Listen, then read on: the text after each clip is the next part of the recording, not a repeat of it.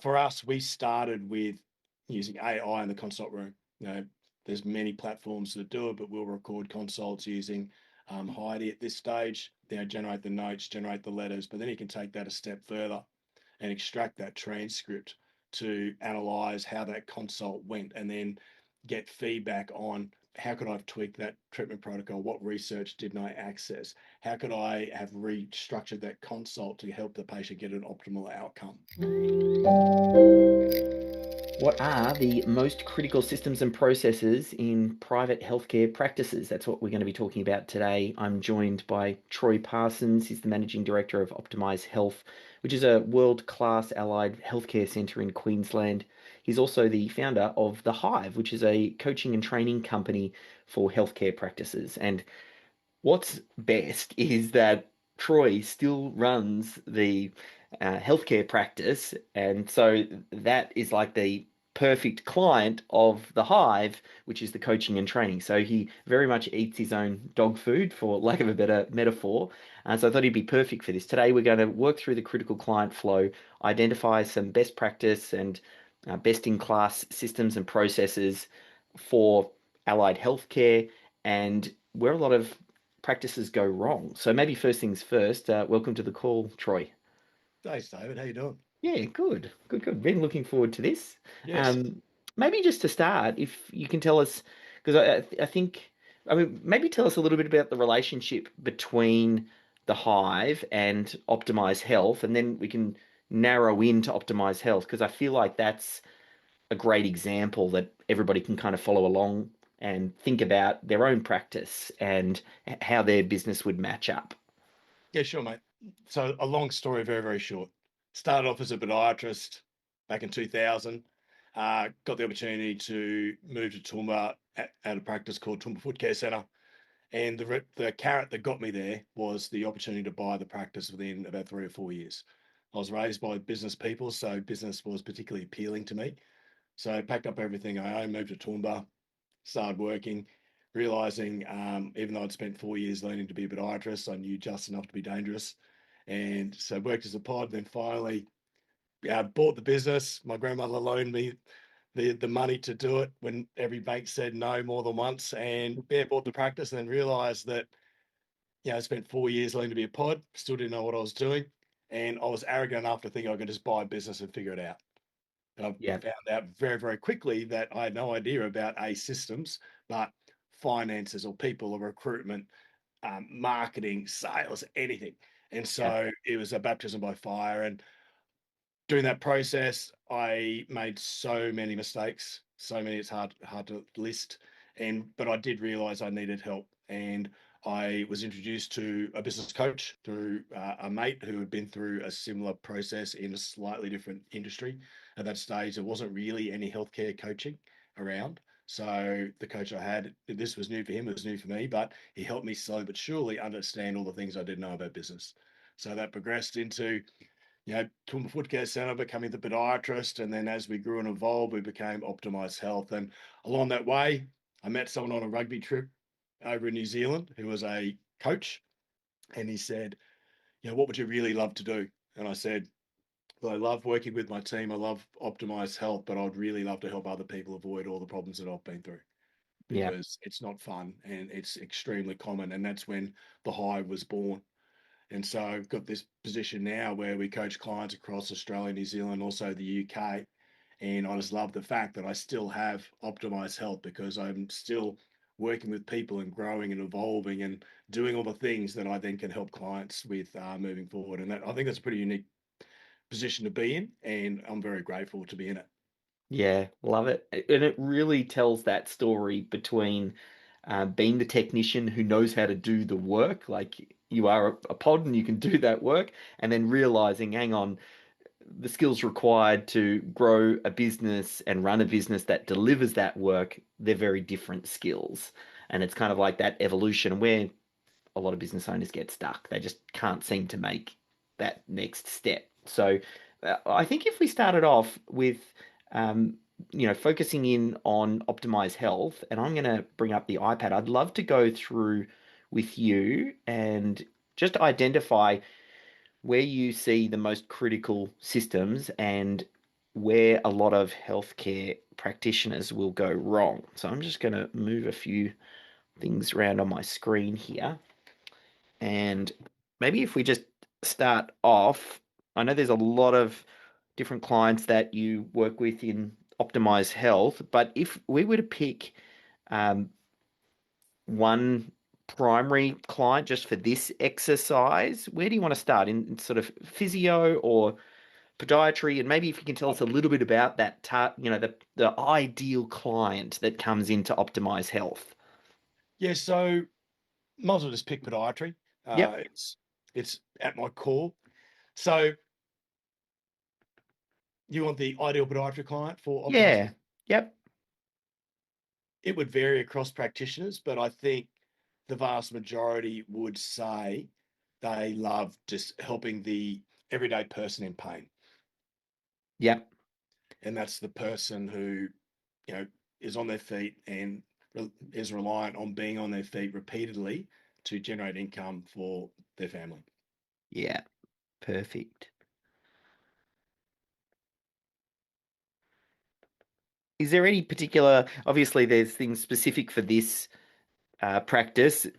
Geography is going to be, they obviously need to be in a accessible location. Are there any other things that you would think about, like if you wanted to then get in touch with this person, where do you find these people? Or I suppose I know they seek you out, like, hey, I've got a problem with my feet, or they get referred, or those sorts of things. Um, are there any other characteristics to further define that target client than everyday person and on their feet? And I added the word breadwinner in there just Yeah, because that probably describes a huge part of the Australian population. yeah. We provide a very high level of service where we are. And Yep, so it's going to be people who do put a high value on healthcare. yep, Uh, we have a strong private school community around us, and we have a very strong tradie and kind of FIFO communities. love it. And so they are probably targets for us. Yep, Uh, yeah, very much so. love it. And if we think about that target person, and maybe, I mean, the tradie could be a real great one to focus in on. We get a lot of people in our space who fit into that category and work with those type of clients as well. Um, Generally speaking, what is the first service or product that someone who would come into contact with Optimize Health, like where would they start? Is it just like a consultation, or what? Is there a particular session or something that you call that uh, first discovery session or whatever it is? Yeah, this would be we basically split if it's podiatry, split it into Yep. two streams, and you've kind of got nail skin problems, and then you've got active and sedentary musculoskeletal problems, and that's what this would be. This Yeah. is like active pain. Yeah. Perfect. Um, I'll just call it active pain. Uh, and that, do you have a name for that first thing that you sell them or that session? Obviously, they come in and then they're going to get potentially a series of treatments. Like, is it just like a treatment plan or is it We a, just call that the initial consult, yep, and then from there, the practitioner will identify what's the issue, what caused it, and then what's the plan to move forward. love it. Generally speaking, thinking about that target audience and that getting that initial consult, how do people become aware of optimized health? Um, I'm assuming things like word of mouth and referrals are going to be quite high. But yeah, how would you get the attention of that person? Okay, yeah, absolutely. Word of mouth through patient or professional referrer is significant. Then SEO, Yep. AdWords previously, but we've actually pulled back and really doubled down on SEO. Yeah. And Yep. also, we put a large investment time and money into community involvement. There's Yes. certainly a lot of things that we do on a weekly basis, but also annual basis, where we really invest in, the people around us, and that would be the primary areas. And with something like community, what sort of thing is that? Is that like sponsors of certain Yeah. events, or is that? Well, we have there's a run club that runs every week, Yeah, and there's 2 sessions associated with that, and they can be anywhere between 50 to 100 people involved. yeah, And then the big event that we do every year, it's a fun run essentially, but it's really all about getting people moving and community involvement, called Peak to Park, and we've been the major sponsor of that for 4 years. I think we're entering into our 5th year coming up, and can have 3 to 4 thousand runners, and when I say runners, it's just people progressing through the journey of 3 kilometres, where yeah, all proceeds are donated to a non-for-profit organisation locally. So that's something that we put a lot of time and effort into and really enjoy. yeah, perfect. And once you get that attention, generally, how do the inquiries come in? Is that through just people picking up the phone, or they're visiting the website and booking a consult? Like, what are the ways that, yeah, that first step after they're aware of you and I've got some active pain here, Yeah, what do they do next? a lot of people will call, Yep. and a lot of people will book online through the portal. Yeah. And then we work obviously with different types of businesses, and sometimes the sales process works differently. I mean, in healthcare, I don't even necessarily think you call it a sales process. Um, but after that inquiry comes in, uh, I'm assuming the receptionist gets it. Like, what, I suppose there's no real sale point at that point. Like, I mean, they're booking in, or do you qualify them a little bit? Like, what Yeah, kind of happens in that step? look, you probably call that the conversion step, because people Yeah. will often call, and they'll often won't be sure if they're calling the right place. They Yes. might not even be sure about what question to ask. And so people either go, yep, I need to make an appointment, or they may be going, I need to make an appointment with a podiatrist. Uh, I might just ask the price, which is Yes. up to the admin team to actually find out what's the problem, and then they might be able to guide them on that. People often ask price because they don't know what else to ask. Yes. Yeah. And then from there, if they are the right fit, they get booked in for a session and then they come in and meet. Yeah. Um, so And off the, just yep, the other part of that, so that would be absolutely, if following the phone pathway. If it's online, obviously they're already in the diary. yep, Any online booking, though, we get our admin team to call and again qualify to make sure that they've booked the right sort of appointment with the right sort of clinician to get the outcome. oh, hey, I know you're tuned in right now, so I'll keep this super quick, but you like awesome YouTube videos, don't you? Well, there's not really that many YouTube channels that create great content about how to systemize your small business. So I want to make sure that you catch every video that I publish. So if you haven't already, firstly, give this video the thumbs up and then go ahead and subscribe to my channel. You can even hit the bell notification to make sure that you're the first to know when I publish anything. So go ahead, do it right now. I'll wait a sec, and then I'll transfer you back to the video. Yeah, perfect.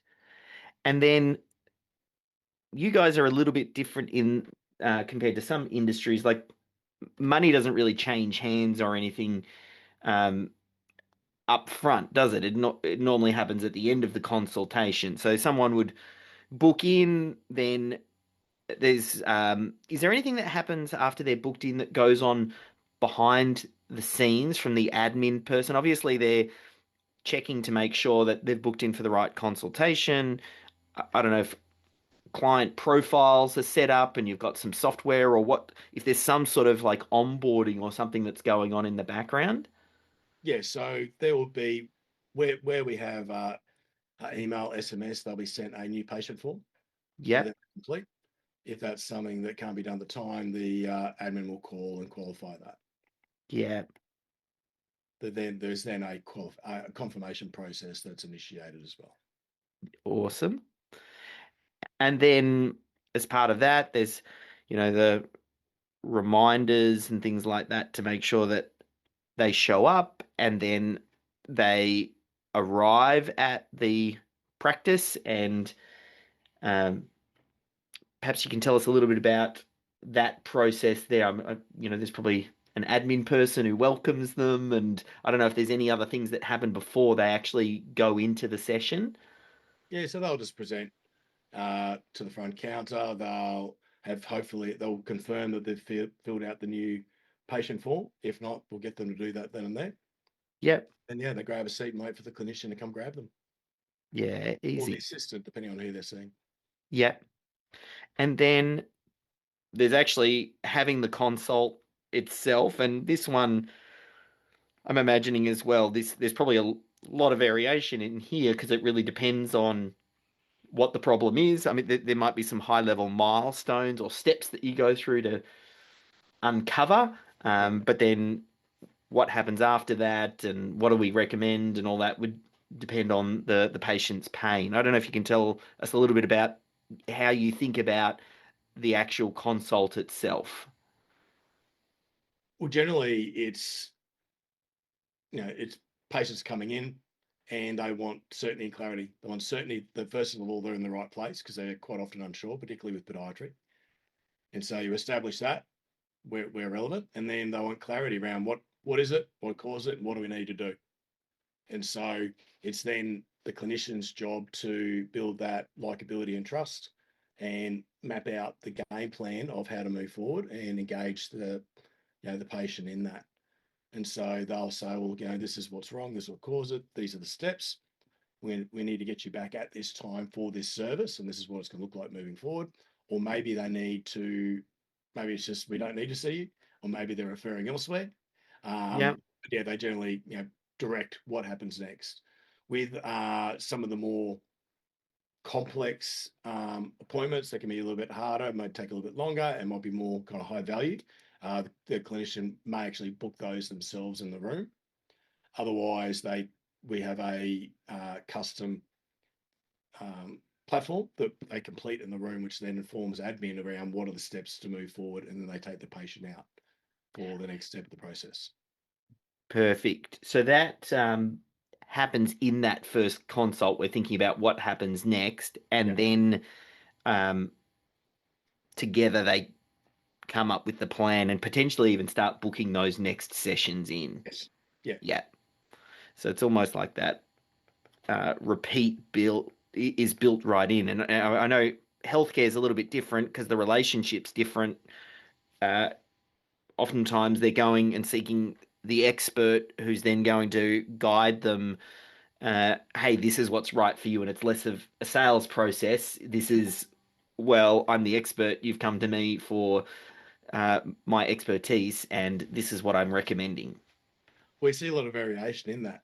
Yep. I think, and what I see a lot of, particularly if I put on, my highs hat working with other clients, a frustration can be where people can go, look, here's all the options. What do you want to do? Or do you want to Yeah. try this and see how you go? Which I don't know if you've ever had a health concern when, but I know certainly when I've had my issues over time, I go there for certainty. I Yes. want someone to help tell me what to do because they are the expert in the room. And I Yes. firmly believe that's what patients expect from us. And, I use the example, like if my mum's coming to see you, what would you tell her? Knowing it's my mum. Yes. So I Yes. want you to care that much that I think sometimes people can be too nice around this and not actually take control of the consult, which is exactly what the patient wants. Yes. I kind of feel like, and I'll color that one red because that's obviously that delivery, which will give someone that certainty around what those next steps are, is probably where a lot of practice owners and allied healthcare professionals go wrong. Are there other areas like in the with the clients that you coach? looking at the critical client flow here, where you're like, there are quite commonly problems here or here. Like, what are some of the other real problem areas you see in other allied healthcare businesses? I think if you just start at attention, I think people can be very lazy here. Like, I think it's Mm, really important that you invest in, and again, it's probably something we can add on there. It probably feeds the word of mouth and also the SEO, but the social media involvement. I think it's mm, really important to build that awareness, and through that awareness, you can build trust. And I think too many people kind of just hide behind the SEO and AdWords and think we're okay. I think it's mm, really mm. important that we continually look to grow and develop relationships. I think it's Yes. important that you invest in social media, and you know and commit to sharing the humanity of what you do. Yeah. And I think we actually have an obligation as healthcare practitioners to get rid of our fears and our it's fears essentially around putting ourselves out there, because there's a whole bunch of people out there walking around in pain and they don't know where to go. And Yeah. so I think everyone has a responsibility to communicate that, hey, I can actually help. Mm, mm, Secondly, I think the phone and online is done well. I think phone training is essential, so that it isn't just someone rings up, how much is a consult? They're saying, oh, it's 100 bucks, and okay, thanks. You yeah. really find out what is actually going on, what they actually really need, and then you can help direct them accordingly. So I think it's important that there's training around that. Um, Confirmation process. This is something that I think there's a lot of holes in the bucket there. Mm, And so, and metrics that we will look at is, they did not attend, but also the patients who cancel and don't rebook. And so, mm, we had examples. Again, this is where having Optimise Health is great. Like, we had a farming family coming from 3 or 4 hours out west, coming in using 4 hours of the diary for a couple of complex appointments. Anyway, they didn't show up.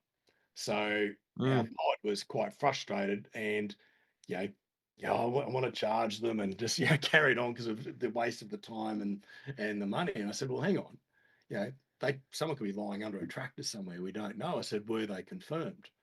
And they say yes, yes, they were. So okay, what was the process? They said, well, we sent an email and we sent a text. I said, well, what did they say? They didn't respond. I said, oh, so we attempted to confirm twice.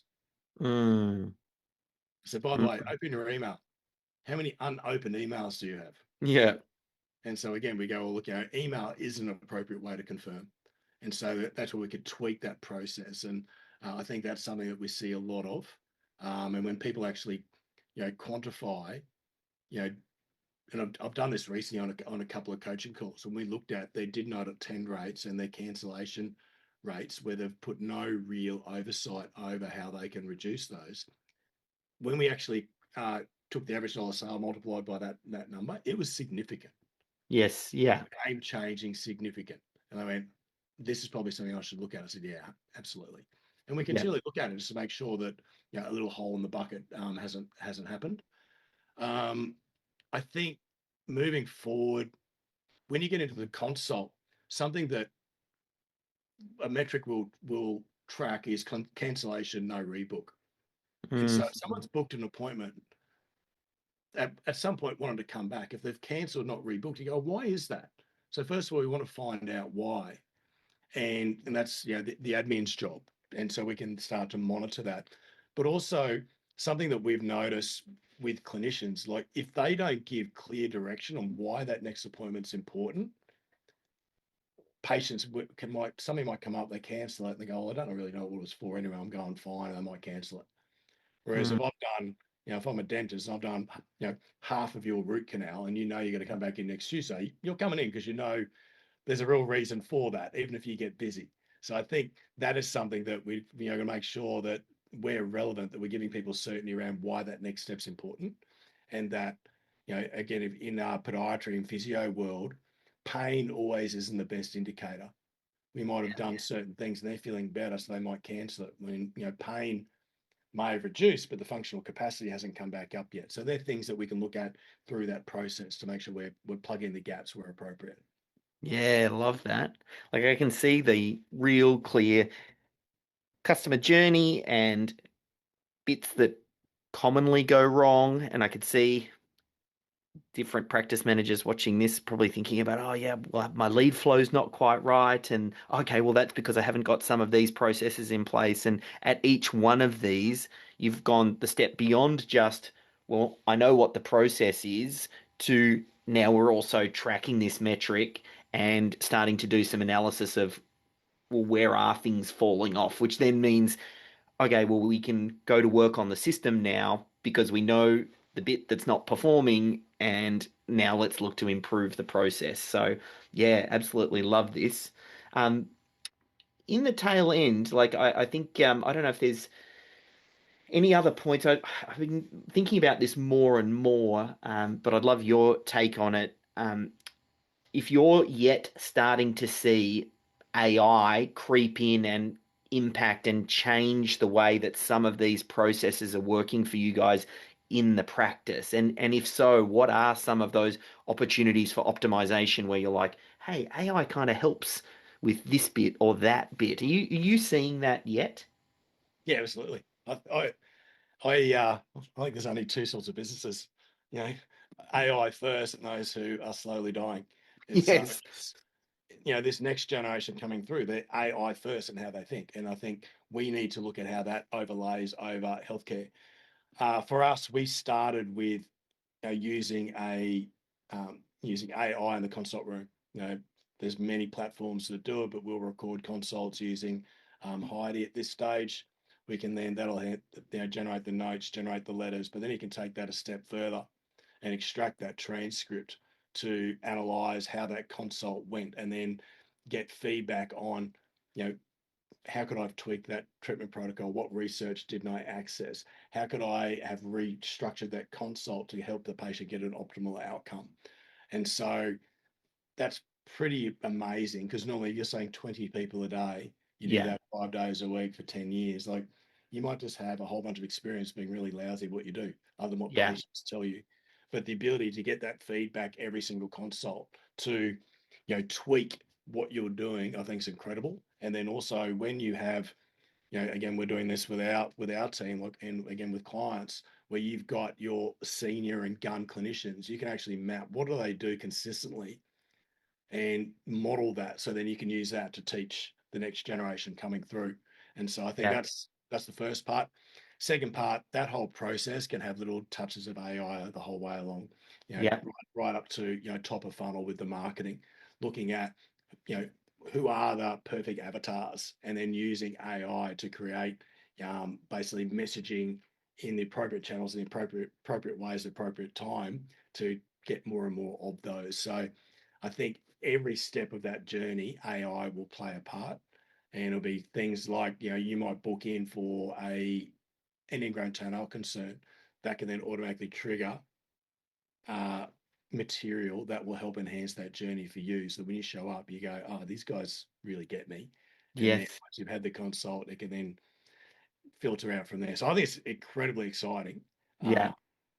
that again, used in a way that it enhances the experience. I don't think it's going to displace us anytime soon, but Yep. I think it can really, really enhance the experience. And we talk more and more around that, you know, because some clinicians go, oh, look, I'm not going to worry about that. And go, well, like, you kind of should, because this isn't about knowledge anymore. And if the knowledge is there, you need to access it, but it's more about harnessing it so that you can actually engage more appropriately with your patients and help their experience, because they can find the answers. They Yeah. just need that human connection to help guide them on the way. Absolutely love it. Because I could imagine, like you said, seeing however many patients every day over X number of years, it could almost blur into one. You'd start to have different patients that were. Whereas if you've got an AI and you're feeding all that information in to do with that particular client, you're getting hyper focused and getting them the best outcome, and it would speed things up. I absolutely love that, and I'm imagining. I don't know if it's Heidi, but uh, having a package that has all of that client information that the AI can keep tapping into. So when they come in next time, it knows the last 10 consultations that you've had with them and where you're up to. Like, it's incredible what AI is doing to some industries. Yeah, yeah. It's technology's undefeated, so Yes, best to embrace it and, yes, and run with it. And I think this is really exciting for our space. yeah, awesome. Well, I'll pop a link obviously over to Optimize Health because I think that's great for people just to see best practice, and then a link over to the Hive also for practice managers that want to and practice owners that want to go that step further to kind of really start to polish up their practices. So yeah, thank you so much for your time today, Troy. Pleasure, David. Thanks, man.